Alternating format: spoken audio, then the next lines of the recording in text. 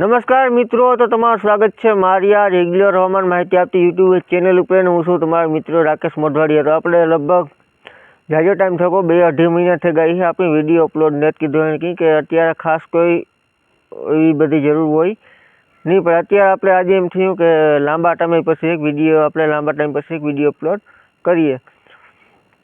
તો આપણે વાતાવરણની વાત કરીએ તો અત્યારે જે ઠંડા પવનો ઉત્તરના ફૂંકાઈ રહ્યા છે, એટલે સારી એવી ઠંડી છે તે જોવા મળી રહી છે. તો અમુક ખેડૂત મિત્રોને એવો પણ પ્રશ્ન હોય છે કે હાઇટવાળા પાક છે, પવન ફૂંકાય છે તો હાઇટવાળો પાક પડી જાય, એટલે પવન બાબતની બધી જાણવાની થોડી બધી ઈચ્છા હોય છે કે પવન છે તો કેટલું ધીમો પડશે. તો પવનની વાત કરીએ તો પવન આપણે લગભગ હજુ 2-3 દિવસ તો આ રીતે જ રહેશે, પણ આપણે 16 તારીખથી આમાં ઘટાડો છે તે જોવા મળશે અને 17 તારીખથી ઘણો બધો ઘટાડો પવનની સ્પીડમાં થઈ જશે. એટલે કે હવે જે ઉત્તરના જે ઠંડા પવનો ફૂંકાઈ રહ્યા છે તેમાં આપણે આવનાર દિવસોમાં ફેરફાર થવાનો છે, એટલે પશ્ચિમી પવનો છે તે ચાલુ થશે. એટલે કે આપણે શુદ્ધ ભાષામાં અવરાયું, એટલે આપણે 17 તારીખથી જે અવરાયું છે તે લાગવાની શક્યતાઓ છે, એટલે કે પશ્ચિમી પવનો. તેના હિસાબે આપણે કદાચ હવે 17 તારીખથી 20 તારીખનો જે સમયગાળો હોય એમાં આપણી ઝાકળ વર્ષા પણ જોવા મળશે, જેમાં આપણે સૌરાષ્ટ્ર તેમજ કચ્છના પશ્ચિમ સાઈડના ભાગો તેમજ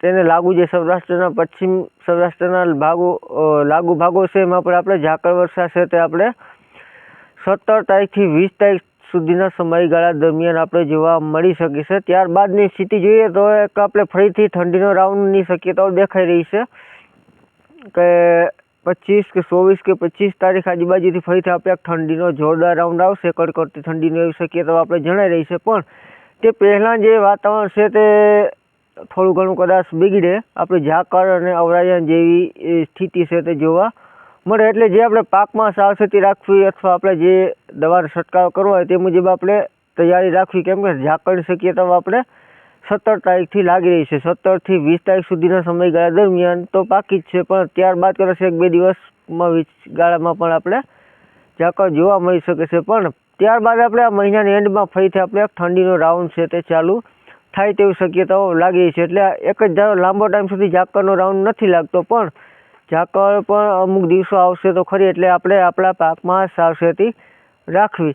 તો આપણે ઠંડીમાં પણ આપણે 16-17 તારીખથી ઘણો બધો ઘટાડો છે તે નોંધાઈ જશે, એટલે ઠંડીમાં ઘટાડો થવા લાગશે. એટલે ત્યારબાદ આપણે ઝાકળ વર્ષાની શક્યતાઓ ગણી શકાય 16-17 તારીખ આજુબાજુથી ને ત્યારબાદ આપણે ઠંડીના રાઉન્ડની પણ શક્યતાઓ દેખાઈ રહી છે. એટલે થોડાક દિવસ પૂરતું કદાચ વાતાવરણમાં આપણે ફરીથી થોડુંક બગાડ જોવા મળે, એટલે કે આપણે વાતાવરણથી જે થોડુંક નુકસાનકારક જેવું આપણે અમુક પાકો માટે ગણી શકાય. એટલે આપણે જે તે સાવચેતી રાખવી, દવા છંટકાવ કરવો તે આપણે કરી લેવા. તો આ હતી આજની માહિતી. ફરી મળીશું નવી અપડેટમાં, ત્યાં સુધી રજા આપશો.